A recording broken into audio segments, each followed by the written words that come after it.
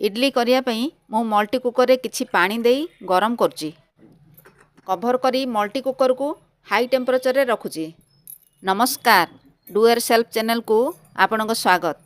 आज ब्रेकफास्ट रे इडली करिया। सेथि पई मु एका साइज रो 3टी गिना नेची। सेही गिना उपरे सफा कॉटन कना को मु ओदा करी पकई दूची। एबे इडली बैटर को भल भाबरे फेंटी सबु गिना रे किछि किछि रखुची। एथिपाई मु गोटे कप बिरी बतुरे थिली। 7-8 घंटा परे बिरी को बाटी सेथिरे 4 कप उषुना चाउल सुजी फेंटी राति सारा फर्मेंटेशन पाई रखी देथिली। सकाळु तो भल फर्मेंटेशन हे जाइतिला।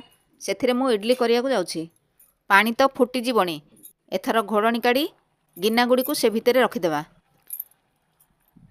प्रथम गिनाटी को रखी दोची।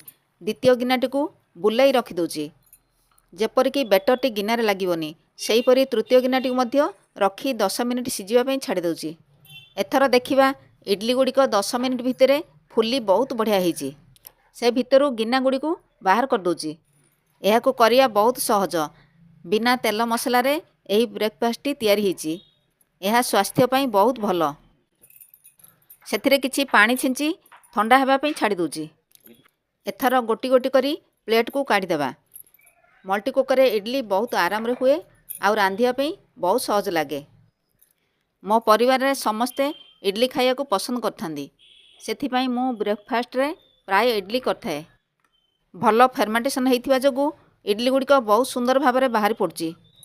इडली पई मु चटनी प्रस्तुत करी रखिथिली। एही चटनी को चीना बादाम रे करची। एथिरे किछि धनिया पत्र पकाई एही गरम गरम इडली को आमे समस्ते मिलीमिशि खाइबा। धन्यवाद।